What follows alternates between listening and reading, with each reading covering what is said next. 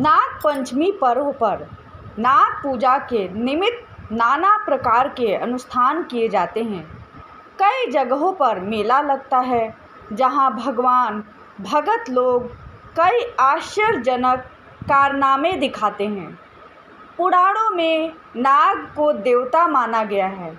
विष्णु भगवान की सया के रूप में शेषनाग का उल्लेख है, तो शेषनाग के फन पर पृथ्वी के टिके होने की मिथकीय कथा भी है।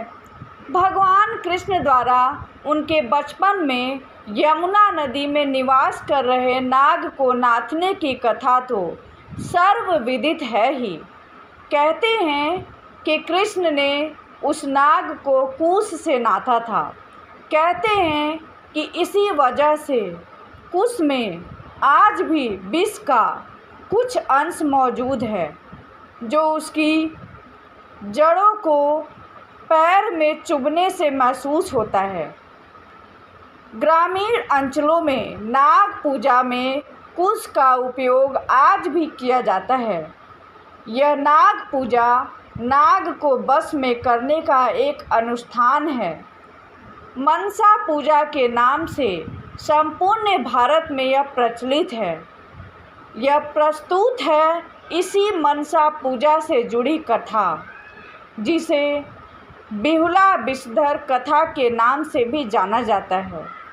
सती बिहुला ने सर्वदंश से मृत अपने पति बाला लखनदर को कैसे पुनर्जीवित कराया, यह कथा इसी मिथकीय घटना पर आधारित है।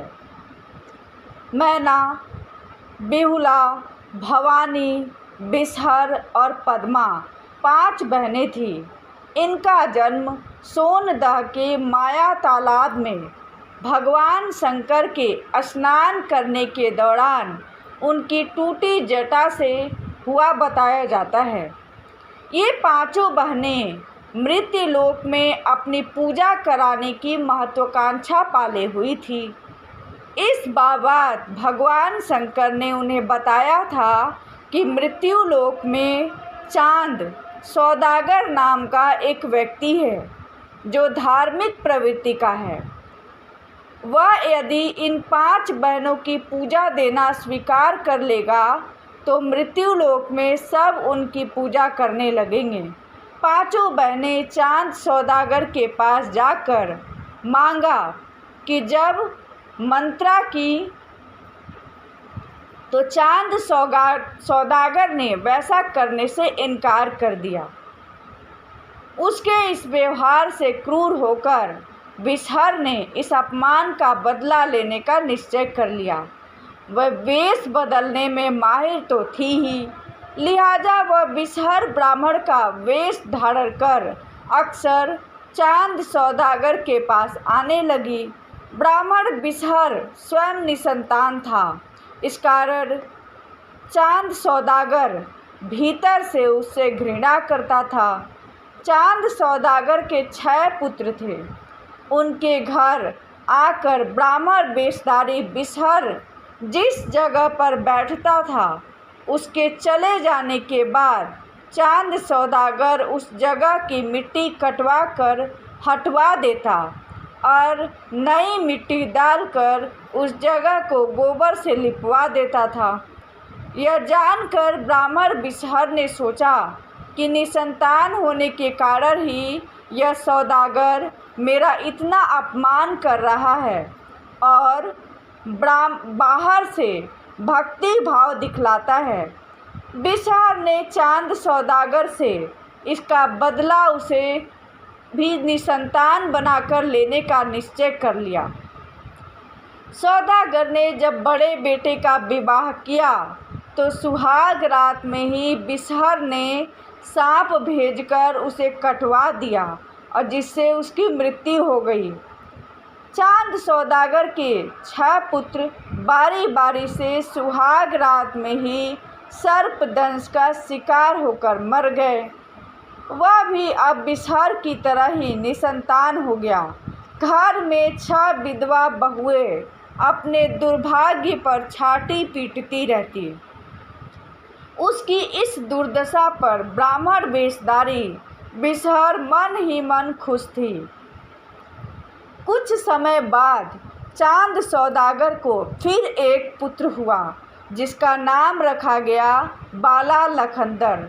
चूँकि पहले ही उसके 6 पुत्र शादी के बाद सुहाग रात में ही सर्पदंश से मर चुके थे, इसलिए चांद सौदागर बाला लखनदर का विवाह करना ही नहीं चाहता था। ब्राह्मण भेषधारी बाला लखनदर को भी मौत देने का उपाय सोचने लगी। वह चांद सौदागर का गुरु तो था ही, लिहाजा सौदागर की मति फेरते हुए उसे बाला लखनदर की शादी के लिए राजी करा लिया।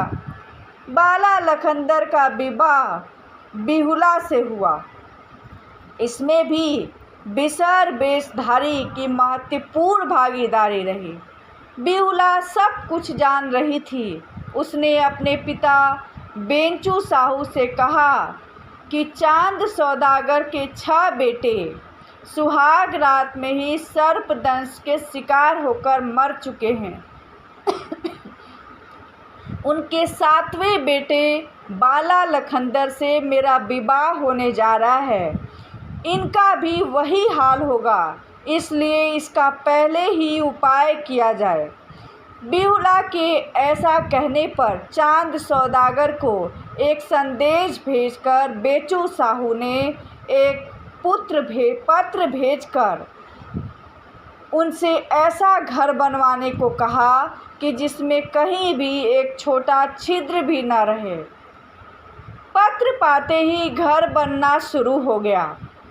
कारीगर को कड़ी हिदायत दे दी गई, कहीं भी छिद्र न रहे, अन्यथा कारीगर को पूरे परिवार समेत मौत के घाट उतार दिया जाएगा। ऐसे सुरक्षित मकान बनने की खबर जब बिसहरी को मिली तो उसे अपनी योजना विफल होती दिखाई देने लगी। फिर भी उसने हार नहीं मानी और कारीगर को बुलाकर उसे ऐसी छोटी सुराग मकान की दीवार में छोड़ देने पर राजी कर दिया, जिसे आसानी से देखा भी नहीं जा सके। मकान बनकर जब तैयार हो गया तो चांद सौदागर ने अपने परिजनों के साथ उसका मुआयना किया। उसे वह छिद्र दिखाई नहीं दिया। वह इस तरह के मकान निर्माण से काफ़ी खुश हुआ। तय समय पर बाला लखनदर का विवाह बिहुला से संपन्न हुआ। वह ससुराल आई। बिसहरी भी ब्राह्मण वेश में चांद सौदागर के घर आया। अब बारीक नज़रों से नए मकान का निरीक्षण करने लगा। चांद सौदागर इस बात को समझ नहीं पाया। बिहुला जब ससुराल के लिए चली तो अपने पिता से एक कुत्ता, एक बिलार, एक नेवला, एक गरुड़, एक घोड़ा और एक चंदन की लकड़ी मांगकर साथ लेती आई। अगर चंदन में ऐसा गुण था कि यदि सर्प के काटने से कोई मर जाए तो उसे घिस कर पिला देने से वह जीवित हो जाता है। सुहाग रात में बाला लखनदर और सती बिहुला गाढ़ी निद्रा में थे। बिसहरी ने अपने षड्यंत्र के तहत उस मकान में जो छोटा छिद्र करवा दिया था वह उसकी योजना में बड़ा कारगर सिद्ध हुआ। इसी छिद्र से बिसहरी की प्रेरणा पाकर एक पतला सांप कमरे में घुसा और बाला लखनदर को डस लिया। उसने बिहुला को जगाने की कोशिश की, मगर गाढ़ी निद्रा में होने के कारण नहीं जग पाई। कहते हैं कि उसकी यह निद्रा भी बिसहरी की ही करतूत थी। जिस नागिन ने बाला लखनदर को डसा वह बिहुला की ही बहन थी। गुरु बिसहरी ने उसे काफ़ी दबाव देकर और डरा धमकाकर भेजा था। डसने के बाद वह भागी नहीं, पलंग के नीचे स्थिर रहकर वह रोने लगी। बाला लखनदर के प्राण पखेरु उड़ चुके थे। बिहुला नदी में पड़ी रही और उसके द्वारा इस संभावित विपदा से बचने के लिए अपने मायके से लाई गई वो पांचों चीज़ें व्यर्थ साबित हुई। जब बिहुला की नींद खुली तो बाला लखनदर को मृत देखकर छाती पीटकर रोने लगी। उसकी यह दशा देखकर उसके पति को डसने वाली नागिन ने उसे सांत्वना देते हुए कहा कि तुम रो मत, यदि कहोगी तो मैं अभी तुम्हारे पति को जीवित कर दूंगी, लेकिन बिसहरी की दुर्गति नहीं हो पाएगी। बिसहरी के कारण ही तुम्हारे 6 जेठ और पति मारे गए हैं। तुम्हें इसका बदला लेना है। धीरज रखो। अपने पति की लाश लेकर शीघ्र इंद्रलोक के लिए प्रस्थान कर जाओ। उधर बाला लखनदर के मृत्यु की खबर सुनते ही चांद सौदागर की हवेली में कोहराम मच गया। पिता चांद साहू और माँ महेश्वरी समेत 6 विधवा भौजाइयाँ छाती पीट पीट कर रोने लगी। सती बिहुला में इतनी क्षमता थी कि वह अपने पति को तत्क्षण जिंदा कर सकती थी, लेकिन ऐसा करके वह अपने 6 जेठों को जिंदा नहीं कर पाती। लिहाजा अपने पति की लाश के साथ 2 मटकी दही और केला के 4 पौधे लेकर इंद्रलोक के लिए प्रस्थान कर गई। इस दौरान जिस नागिन ने बाला को डसा था, बिहुला ने उसे भी अपने जूरे में बांध लिया। बिलार को भी साथ ले लिया। कुत्ता, नेवला और गरुड़ को छोड़ दिया। गंगा किनारे जाकर केले के पौधे का बड़ा बनाया। उस पर अपने पति की लाश रख बिलार को बैठाकर अपने गंतव्य पर निकल गई। लाश पर दही का लेप चढ़ाती रही ताकि लाश खराब न हो। बीच बीच में बिलार से लाश पर लगी दही चटवाकर लाश को साफ करने के बाद पुनः दही का लेप दिया करती। 12 वर्षों की यह यात्रा थी। रास्ते में कई लोगों ने उसे विवाह का प्रलोभन भी दिया, लेकिन पतिव्रता बिहुला ने इन प्रलोभन पर कोई ध्यान नहीं दिया। इधर विषधर के क्रोध के कारण चांद सौदागर की संपत्ति नष्ट हो गई। पति पत्नी दोनों अंधे हो गए। 12 वर्षों तक बिहुला निर्जला उपवास करती रही। बिहुला की एक मौसी थी, उसका नाम रेघवा था। उसका पता ठिकाना पूछती हुई वह उनके पास गई, सारा हाल कह सुनाया। वह उसके पति की लाश कुछ समय के लिए रखने के लिए राजी हो गई और बिहुला को अकेले ही इंद्रपुरी जाने की सलाह दी। उसने बिहुला को यह रहस्य भी बताया कि रास्ते में नेटिया नाम की एक धोबिन है जो इंद्रपुरी का कपड़ा धोती है।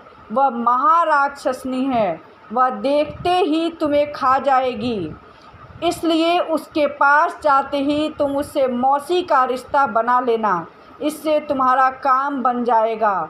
बिहुला वहाँ से नेतिया धोबिन के पास गई और नेतिया ने बिहुला से कहा कि उसकी तो कोई बहन ही नहीं, तो वह उसकी बिहुला की मौसी कैसे हुई। इसका बिहुला ने नेतिया को जवाब दिया कि उसके विवाह के बाद उसकी माँ की पैदाइश हुई थी। जब आप अपनी बहन को नहीं देखी तो मुझको कैसे पहचानेगी। बिहुला ने ऐसा सुनकर नेतिया को विश्वास हो गया कि वह उसके बहन की ही बेटी है। वह उसे अपने घर ले गई, भोजन के लिए कहा। बिहुला तो निर्जला व्रत रखे हुए थी। सच्चाई बता देने पर खतरा था, इसलिए उसने भोजन के लिए हाँ कह दिया। जब उसने खिलाने लग गई तो पहले हाथ मुंह धोने के लिए 1 लोटा पानी दिया, थाली में भोजन रख दिया। बिहुला ने लोटा के पानी को हाथ पैर धोने में खर्च कर दिया। इस तरह नेतिया जब तक दोबारा पानी लेकर बाहर आई, बिहुला ने मौका पाकर धरती से प्रार्थना की। धरती फट गई। उसने खाना उसी में डाल दिया। जब पानी लेकर नेतिया लौटी, थाली खाली देखकर उसने पूछा, इतना जल्दी कैसे भोजन कर लिया। इस पर बिहुला ने कहा कि बड़ी भूख लगी थी, सो जल्दी खा लिया। नेतिया बिहुला को घर पर ही छोड़कर कपड़ा धोने इंद्रपुरी चली गई। घर पर दूसरा कोई नहीं था। बेहुला ने एक घर में जाकर देखा तो पाया कि वहाँ उसके पति और 6 जेठ एक कटिया में मक्खी की तरह भनभना रहे हैं। यह देखकर वह नेतिया के कमरे में आकर सो गई। उग्र नेतिया ने इंद्रपुरी में बताया कि उसके घर उसकी बहन की एक बेटी आई हुई है, इसी कारण यहाँ आने में देर हो गई। यह कपड़ा भी उसी ने तहाया है। इंद्र के आदेश पर नेतिया घर लौटी और बेहुला को बुलाकर इंद्रपुरी ले गई। इंद्र ने नेतिया से कहा कि वह बेहुला को यहीं छोड़कर जाए, कल आकर इसे ले जाए। नेतिया वापस घर लौट आई। बेहुला ने सारी आप बीती इंद्रदेव को सुना दिया। उन्होंने बेहुला से कहा कि जो इच्छा हो मांगो। इस पर बेहुला ने उसकी सिंदूर लौटाया जाए, 6 जेठों को जिलाया जाए और बिसहर को उसके हाथों सौंप दिया जाए। तब इंद्र ने पूछा कि बिसहर को लेकर वह क्या करेगी। इस पर उसने कहा कि बिसहर को उसको जो करना होगा वह करेगी। अगर बिसहर उसे नहीं दिया जाएगा तो वह कुछ नहीं लेगी।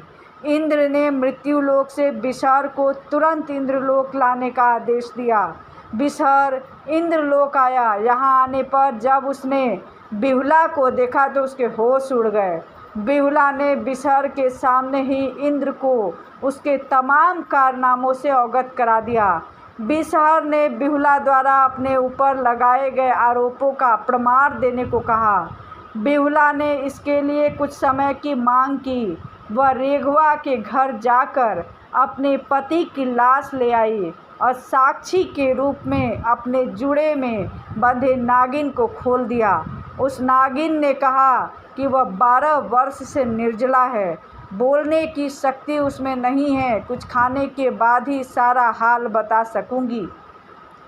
इसके बाद बाला लखंदर की लाश के साथ बेहुला को सुलाया गया। जैसे जैसे नागिन ने उसे डसा था सब प्रत्यक्ष उसने दिखाया। बेहुला ने इंद्र से कहा कि बिसहर उसके 6 जेठ को मारकर नेतिया के यहाँ रखे हुए हैं, वहाँ से उन्हें मंगाया जाए। कुछ लोगों के साथ बिसहर को नेतिया के घर भेजकर बेहुला के सभी जेठ एवं पति को लाया गया। इंद्र महाराज ने उन्हें फिर से जीवित कर दिया। बेहुला इंद्र की आज्ञा लेकर पति और 6 जेठों के साथ अपने घर की ओर वापस चली। सारा सामान बिसहर के सिर पर लाद कर उसके गले में डोरी बांध ले चली। रास्ते में बिसहर की काफ़ी दुर्गति हुई। पति की लाश के साथ इंद्रलोक आने के क्रम में जिन लोगों ने उसे प्रलोभन दिया था सबों की बारी बारी से फूंक कर जला दिया गया। अंत में वह अपने नगर में आई और अपने पति व्रत धर्म के बल पर सारी नष्ट हुई संपदा को वापस ले आई। सास ससुर को जब स्नान कराया गया तो उनका अंधपन दूर हो गया। सास और ससुर को उनका 7 बेटा सामने खड़ा कर दिया। इसके बाद डोरी में बंधे विषधर को दिखाते हुए कहा कि ये आपके गुरु महाराज हैं, लीजिए दर्शन कर लीजिए। इतना कहकर गड्ढा खुदवा कर बिसहर को उसमें दफन कर दिया गया। कुछ वर्षों तक राज करने के बाद बाला लखंदर और बेहुला इंद्र आसन प्रस्थान किए और चांद सौदागर के सभी 6 पुत्र एवं पुत्र वधू आनंद पूर्वक जीवन बिताने लगे। आज भी सती बेहुला का नाम आदर के साथ लिया जाता है। बेहुला बिसहरी लोक कथा की दर्दनाक पहलू एक गीत की इस पंक्ति में व्यक्त हुआ है। अरे दैबा मनमा में सोचे काली नगिनिया, छतिया पीट रोवे लागी हो राम। अरे चैबा बिहुआ तो हमें मोर बहिनिया, बाला मोर बहिनियों हमें हो राम। अरे मैया डसबो जो आपन बहिनियों तो हमरो नरकवा होई हो राम। संदर्भ यह कि बिसहर जब बारी बारी से बाला लखंदर को डसने के लिए सांपों को कोहबर घर में भेजता है तो एक नागिन जो बेहुला के रिश्ते में बहन लगती है वह बाला लखंदर को डसने की हिम्मत नहीं करती। वह वापस अपने गुरु बिसहर के पास आ जाती है और वह कहती है कि कमरे का छिद्र पतला है और मेरा शरीर काफ़ी मोटा है, उसमें मेरा प्रवेश असंभव है। इतना सुनते ही ब्राह्मण वेशधारी बिसहर कुश की सहायता से दूह दूह कर उस नागिन के शरीर को पतला कर देता है। इस क्रिया में उसके शरीर के कई टुकड़े हो जाते हैं। धमीन, करतई, गेहुअन, ढोर आदि प्रजाति इसी क्रम में पैदा हुई बताई जाती है। दूहने की इस प्रक्रिया में उस नागिन को इतनी पीड़ा हुई कि उसने बिसहर को सबक सिखाने का निर्णय ले लिया। यही कारण था कि बाला को डसने के बाद वह भागी नहीं, वही ठहर गई। अंत तक अपनी बहन बिहुला का साथ दिया। बिसहर की जो दुर्गति हुई उसमें उसका भी